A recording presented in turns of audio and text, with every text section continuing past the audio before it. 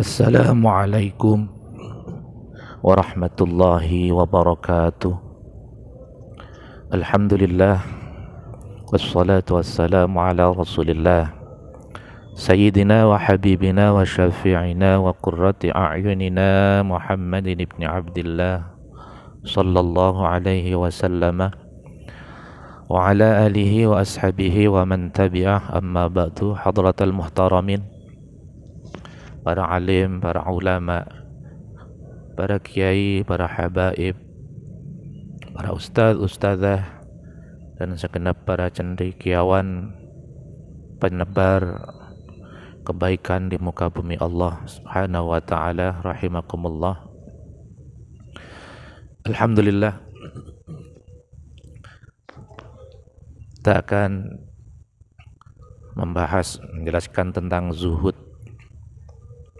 dalam dunia sufi atau dalam dunia para wali, agar supaya kita semuanya bisa mengikuti langkah-langkah atau sikap para aulia illah, para wali-wali Allah yang mempunyai sikap zuhud. Mustami'in, mustami'at rahimakumullah, dalam tasawuf ada yang dinamakan sikap zuhud.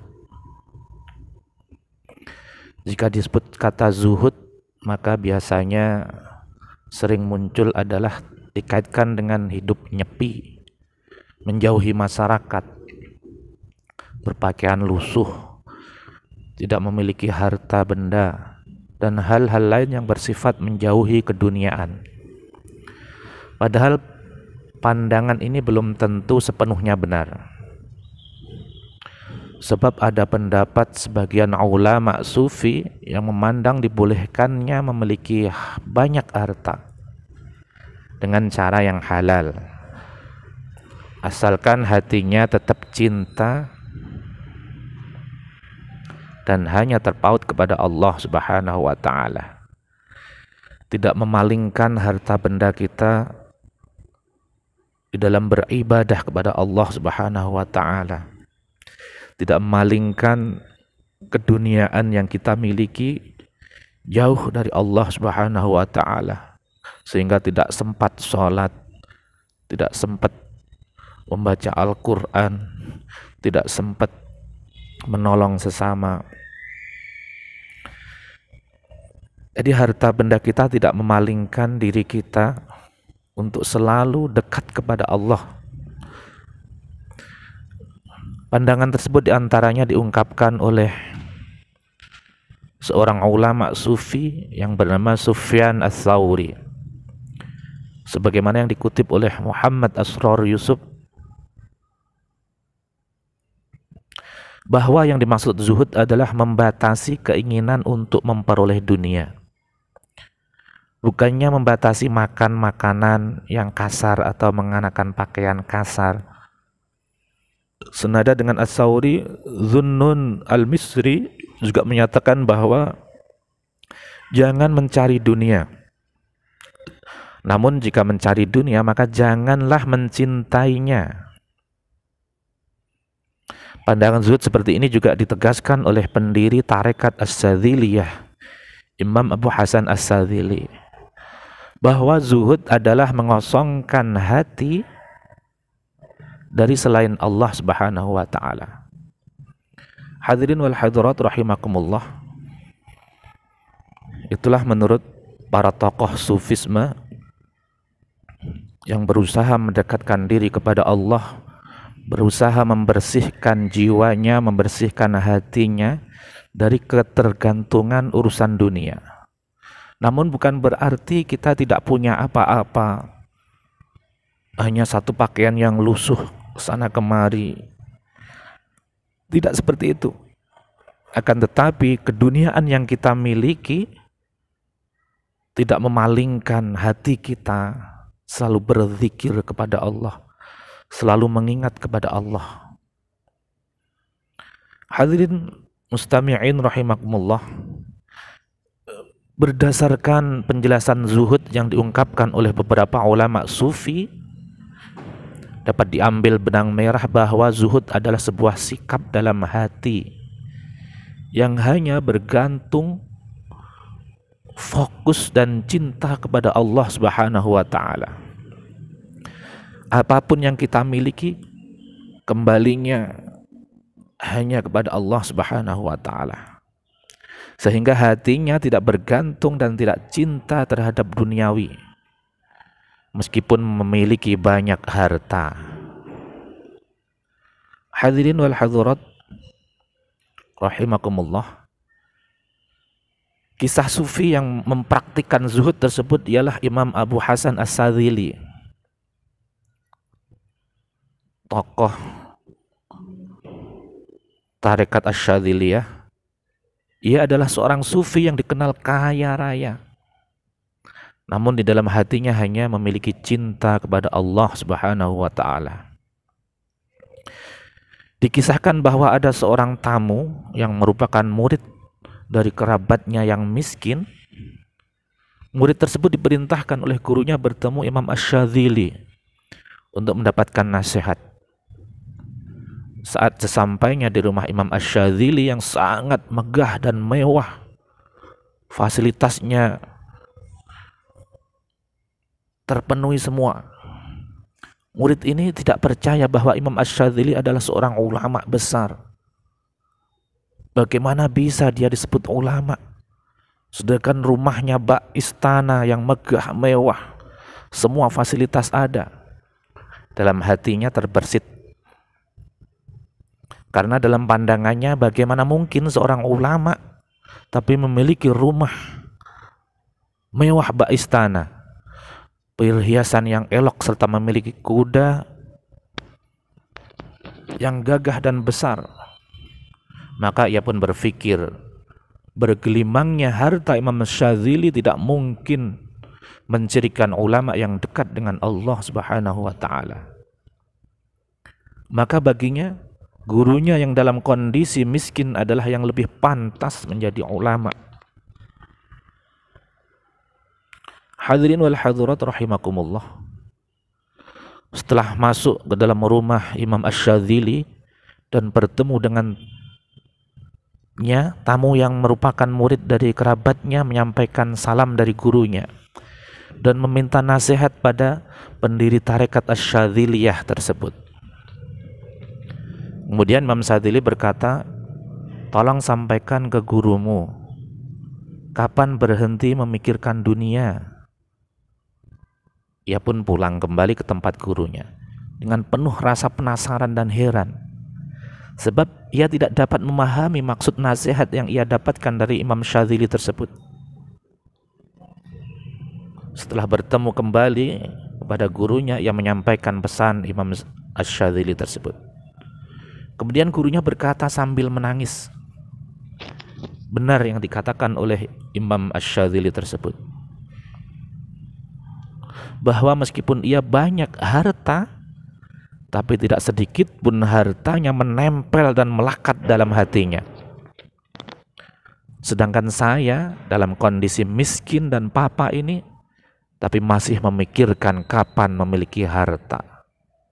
Sang murid pun akhirnya memahami maksud nasihat Asy-Syadzili.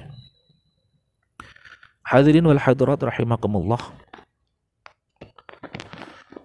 Kisah lain soal Imam Asy-Syadzili adalah ada seorang yang ingin bertemu dengannya, yang dikenal seorang ulama sufi yang agung. Akan tetapi karena ia tidak tahu rumah sang imam, ia pun bertanya kepada orang lain dan akhirnya sampai ke rumah sang imam. Setelah melihat rumah Imam Asy-Syadzili, ia tidak percaya bahwa sang imam adalah seorang ulama sufi yang dekat kepada Allah Subhanahu wa taala, yang mempunyai jiwa hati yang bersih dari ketergantungan dunia, sekalipun rumahnya mewah bak istana. Alhasil ia pun mengurungkan niatnya dan pergi dari rumah sang imam. Namun dalam perjalanan pulang, ia berpapasan dengan kereta kuda yang mewah. Kalau sekarang ya mungkin mobil yang mewah yang harganya miliaran. Seseorang dalam kereta tersebut mempersilahkan dirinya untuk menaiki kereta kudanya. Dalam perbincangan di atas kereta, diketahui bahwa pengendara kereta mewah tersebut adalah Imam Abu Hasan Asy-Syadzili. Maka ia pun juga menjelaskan bahwa sebelumnya ia ingin bertemu dengannya. Mendengar hal tersebut, sang imam memberikan sebuah gelas yang berisikan minuman anggur. Pilihan yang terbaik. Orang tersebut merasa terpesona dengan minuman yang diberikan sang imam. Sebab ia belum pernah melihat minuman anggur pilihan tersebut. Hadirin wal hadirat, mustami'in mustami'at rahimakumullah. Khawatir minumannya tumpah, ia pun fokus untuk memegang gelas yang berisikan minuman anggur ini. Hingga tak terasa, perjalanan menggunakan kereta kuda telah sampai ke rumah Imam Asy-Syadzili. Kemudian sang imam bertanya kepadanya, bagaimanakah perjalanan tadi? Apakah kamu dapat menikmati keindahan kota ini? Orang itu pun tidak bisa menjawab apa-apa karena selama perjalanannya ia hanya fokus untuk melihat dan memegang gelas minuman anggur pilihannya agar tidak tumpah. Imam Asy-Syadzili pun kembali melanjutkan pembicaraannya. Antara kamu dengan minuman anggur itu ibarat saya dengan harta saya dan Allah dalam batin saya, karena perhatian saya hanya tertuju dan fokus kepada Allah Subhanahu wa Ta'ala, sehingga saya tidak pernah peduli kota ini indah atau tidak, harta saya banyak atau tidak, rumah saya bagus atau tidak. Itu semuanya tidak terpersit dalam hati saya. Hati saya hanyalah fokus kepada Sang Pencipta Allah Subhanahu wa Ta'ala. Hadirin rahimakumullah. Jadi bisa kita simpulkan dari dua kisah Imam Asy-Syadzili di atas, bisa diambil setidaknya 3 hikmah yang berkaitan dengan zuhud. Yakni yang pertama, harus selalu memiliki ketetapan cinta kepada Allah Subhanahu wa Ta'ala di dalam hati. Sekalipun kita diberi keberkahan harta yang melimpah, sehingga melimpahnya harta tidak akan membuat lalai, membuat hati kita buta terhadap dunia, melalaikan Sang Pencipta Allah Subhanahu wa Ta'ala. Yang kedua, bisa jadi dalam kondisi miskin tetapi hatinya masih terlalu sering memikirkan harta atau dunia, maka kondisi ini belum termasuk zuhud, belum termasuk mempunyai hati yang bersih, yang bersandar hanya kepada Allah Subhanahu wa Ta'ala. Yang ketiga, orang yang memiliki rasa cinta yang sangat tinggi kepada Allah Subhanahu wa Ta'ala akan dapat melupakan harta banyak yang ia miliki. Selain itu, berdasarkan kisah zuhudnya Imam Asy-Syadzili tersebut, maka wajar kalau Kiai Haji Said Agil Syirat menyatakan bahwa zuhud tidak selalu identik dengan melarat, identik dengan kemiskinan, identik dengan pakaian-pakaian yang lusuh, identik dengan menyendiri. Tidak selamanya seperti itu. Hadirin wal hadirat rahimakumullah. Zuhud juga dapat diartikan ketika banyaknya harta yang tidak memiliki ruang sedikit pun di hati, namun hatinya telah dipenuhi dengan cinta kepada Allah Subhanahu wa Ta'ala. Hatinya yang dipenuhi dengan beribadah, berzikir kepada Allah Subhanahu wa Ta'ala. Tidak terbersit pun dalam hatinya ruang untuk memikirkan dunia yang ada, dunia yang ia miliki. Bila seseorang telah melakukan hal tersebut, maka ia telah berhasil mengendalikan dunia berada di tangannya dan Allah berada di dalam hatinya. Hal ini sesuai dengan nasihat Syekh Abdul Qadir Al-Jailani, letakkan dunia di tanganmu, jangan di hatimu. Hatimu harus terus merasakan kehadiran Allah. Sebutlah nama zatnya, penuhilah hatimu dengan nama-nama yang indah di dalam hatimu. Hadirin wal hadirat rahimakumullah. Itulah sikap zuhud yang perlu kita contoh, yang perlu kita teladani.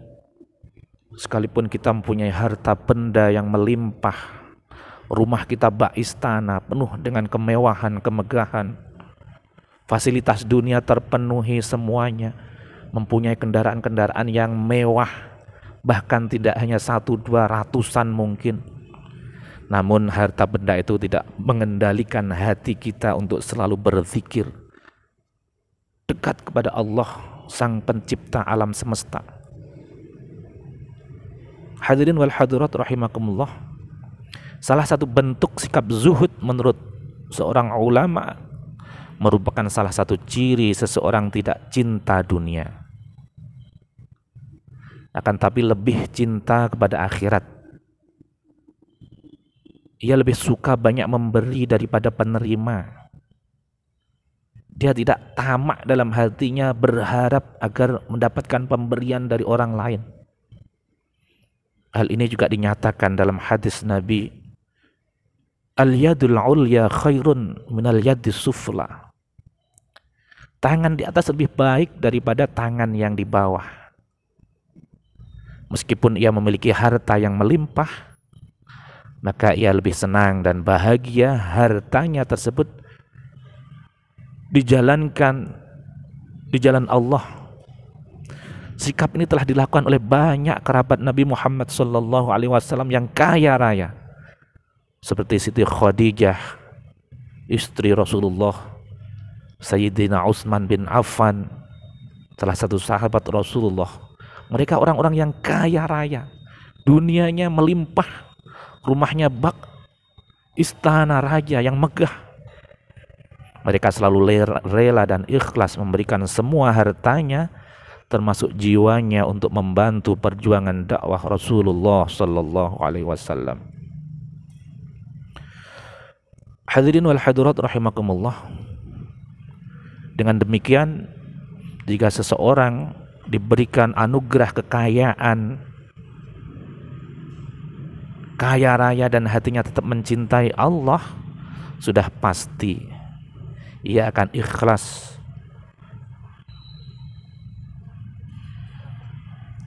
mendermakan hartanya hanya untuk di jalan Allah Subhanahu wa ta'ala. Misalnya untuk membangun masjid, membangun pondok pesantren, fasilitas-fasilitas, dalam berjuang menuntut ilmu, membantu perjuangan dakwah para ustadz, para kiai yang mungkin masih berjuang dalam mencari nafkah untuk keluarganya, serta menolong fakir miskin, anak yatim. Ia menyadari bahwa harta yang ia miliki hanyalah merupakan titipan Allah Subhanahu wa ta'ala, dan akan dipertanggungjawabkan kelak di akhirat, sehingga ia sendiri tidak mencintai harta tersebut dan hanya mencintai Allah Subhanahu wa ta'ala. Selain itu, terkait tetap dibolehkannya memiliki harta selagi tetap ingat kepada Allah Subhanahu wa ta'ala dan ingat kepada akhirat, atau dengan kata lain tetap menyeimbangkan antara dunia dan akhirat. Hal ini sesuai dengan firman Allah, wabtaghi fima atakallahu ad-daral akhirah wa la tansa nasibaka minad dunya. Kata Allah, dan carilah pada apa yang telah dianugerahkan Allah kepadamu, kebahagiaan negeri akhirat, dan janganlah kamu melupakan bahagiamu dari kenikmatan-kenikmatan dunia. Tertuang dalam Al-Quran surat Al-Qasas ayat 77.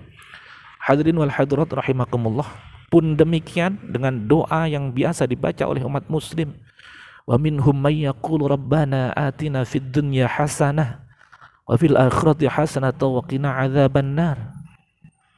Dan di antara mereka ada orang yang berdoa, wahai Tuhan kami, berikanlah kami kebahagiaan di dunia dan kebahagiaan di akhirat, dan peliharalah kami dari siksa api neraka. Al-Quran Al-Baqarah ayat 201. Hadirin wal hadirat rahimakumullah. Mudah-mudahan kita semuanya bisa menjalankan zuhud sebagaimana Imam Asy-Syadzili, sekalipun mempunyai banyak harta, mempunyai kendaraan-kendaraan yang mewah, tidak hanya satu dua namun mungkin ratusan atau ribuan, mempunyai rumah yang bak istana raja, namun hatinya selalu tetap